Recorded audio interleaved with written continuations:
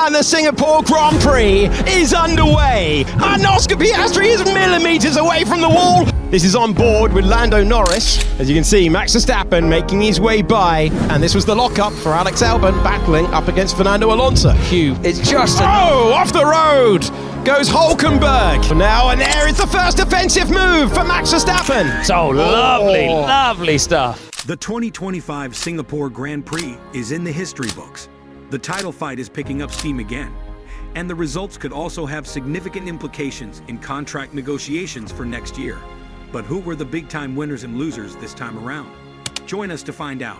Before we start unraveling the Singapore Grand Prix results, don't forget to like this video.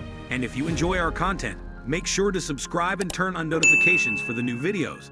George Russell dominated in Singapore, building up on his huge pole position to score a flawless victory on Sunday.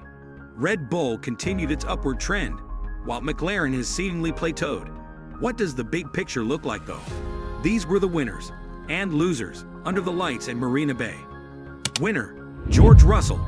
Following a great showing at Baku, in which he secured a solid runner-up finish while battling an unspecified illness, George Russell went one better in Singapore. The Brit delivered a scintillating lap in qualifying, setting 2 laps that would have been good enough for pole. On Sunday, Russell waltzed to his second win of the year. Contract negotiations were a big topic this week, as Mercedes has yet to announce Russell's extension. The Brit might have made Mercedes' job even more difficult, as his dominant display in Singapore will give him even more leverage. Russell has been playing hardball, knowing about Mercedes' not-so-subtle interest in signing Max Verstappen. The Brit needs guarantees, and it will either come in the form of a long-term deal or in the form of a large paycheck. Russell has reportedly drawn interest from Aston Martin as well. If he plays his cards right, Russell will secure a massive new contract. One man's joy is another man's sorrow, and on the other side of the Mercedes garage. Loser, Kimi Antonelli. Things look increasingly grim for Kimi Antonelli at Mercedes, and while the Italian seat isn't under threat for 2026, his F1 future surely looks a lot murkier following another disappointing showing. While Russell was in another postal code this week, it's clear that Mercedes had the pace in its car. Kimi Antonelli, however, failed to unlock it. Quite the opposite. He was way off. The Italian rookie held the fastest lap for a good part of the race, which once again shows that his Mercedes have enough pace for a much better result. Instead, Antonelli was down in qualifying and followed that up with a poor start in the race. Stuck in the middle of the pack, he finished a distant 5th. While Mercedes will likely extend his deal into 2026 due to a lack of better options, Antonelli will probably get a 1-year prove-it deal, with Mercedes set to go on the offense for Verstappen again ahead of 2027. The pressure is building up on the rookie, who was once regarded as a generational talent.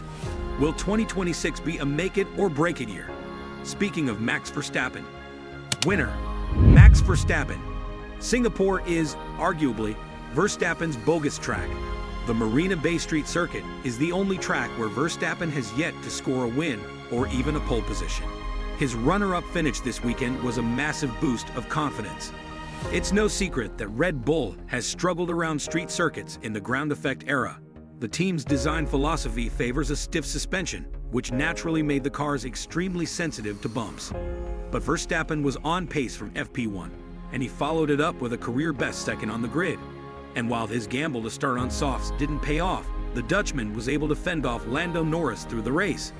He didn't take a sizable chunk off of Oscar Piastri's advantage at the top of the table, but Verstappen did inch a bit closer to the Australian. He still has an outside shot at the championship, and the challenge is still very much on. Verstappen traditionally does well around the American lay of the schedule, so things are certainly looking up. Red Bull being competitive at Singapore, of all places, shows that the RB21 has the pace to contend at all kinds of circuits. There were questions about whether the Monza and Baku results were track-specific or a general trend. The answer is clearly the latter, which bodes well for the final 6 rounds. And one Red Bull driver will certainly need all the help he can get in these final 6 race weekends. Loser, Yuki Tsunoda. Coming off his best weekend at Red Bull, Tsunoda was keen on seizing the momentum. It marked a favorable trend for the Japanese driver, who had been getting a bit closer to Verstappen on pace. But things went the opposite direction in Singapore. Tsunoda went back to being a full second behind his teammate, which led to yet another Q2 elimination. Starting in the back of the field around one of the tightest tracks on the schedule effectively buried any hopes of scoring a good result on Sunday. With only 6 weekends to go, the clock is ticking for Tsunoda. Can he make enough of an impression to extend his stay at the main team for another season? At the very least, can he do enough to secure a Racing Bull's seat at the expense of Liam Lawson or Arvid Lundblad? It's worth remembering that Tsunoda will no longer have Honda to fall back on next season, so he really needs to get the job done in the remaining races. His shot went wide off the mark this weekend. Back to the top of the grid, one of the title contenders enjoyed a much better race, and one that could reignite his title aspirations. Winner, Lando Norris. During his 2024 title fight with Verstappen, Norris came under criticism several times for being too nice. He has finally learned the lessons. Norris made a rocketing getaway in Singapore and managed to get alongside Piastri exiting turn 3. The Brit made an aggressive move to get by for third place, banging wheels and almost putting his teammate in the wall. While Norris only took 3 points off Piastri, his aggressive move at the start was a strong letter of intent. It was the kind of aggression that he was missing last year. Norris is still on the back foot, but he is looking like a genuine threat now. Will McLaren finally take the kids' wheels off and let the two drivers battle it out? Now that the Woking squad has secured the Constructors' title, a win for a championship contender usually means a loss for his rival, and that was certainly the case in Singapore. Loser, Oscar Piastri. Coming off his worst weekend of the year, Piastri was looking for a chance to bounce back in Singapore. That, however, did not happen. The Australian lost ground to main title contender Norris, and he also dropped points to Verstappen. And while he still holds a substantial lead in the standings, the ramifications were bigger than they might look. Piastri was forced off the road by Norris at the start, with the pair banging wheels.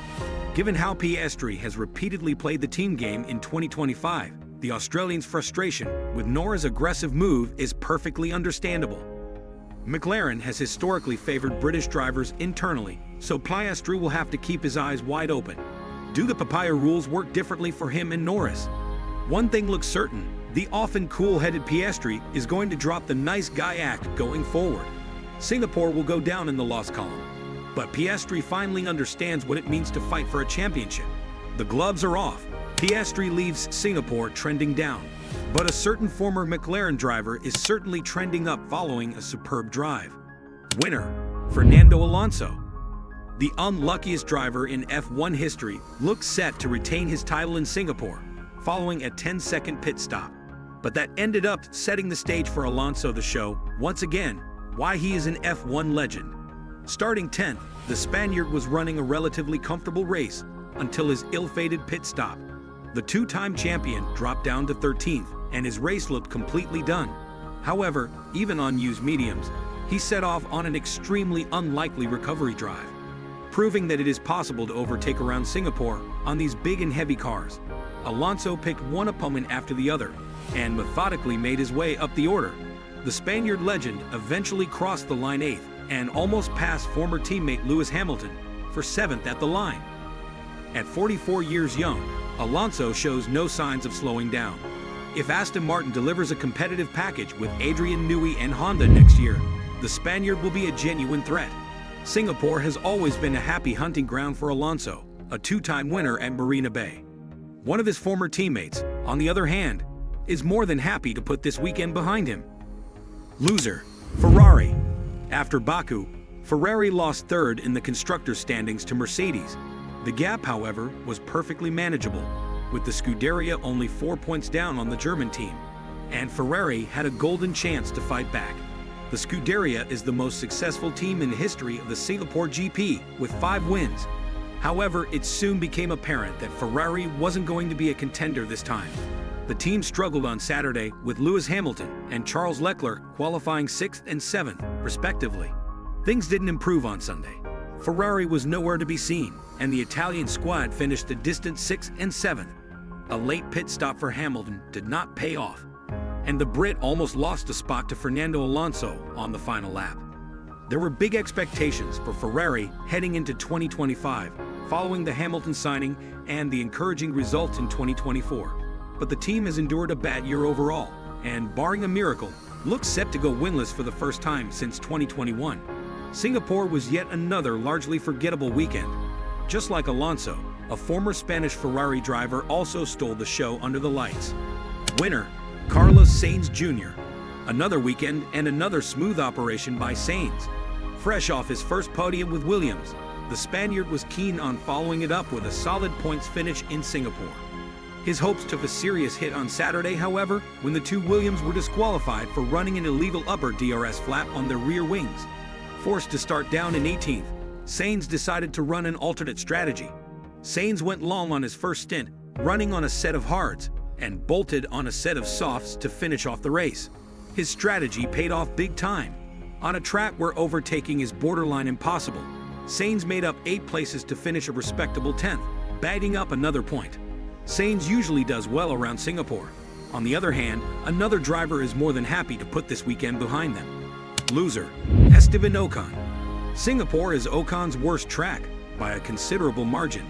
The Frenchman has 1 point in 7 starts at Marina Bay, with 2 DNFs. His poor trend continued this year. While teammate Oliver Bierman was one of the star performers this weekend, Ocon failed to match the British rookie. Caught out by a yellow flag in qualifying, the Frenchman was out in Q1 and had to start down in 17th. Ocon was nowhere to be seen on Sunday, finishing down in 18th and a lap down on Russell. On the plus side, Singapore is finally behind him now. That wraps up our winners and losers for the 2025 Singapore Grand Prix. Do you agree with our picks? In your opinion, who were the standout performers and who else failed to deliver? Share your thoughts down in the comments. Thanks for watching and see you next time.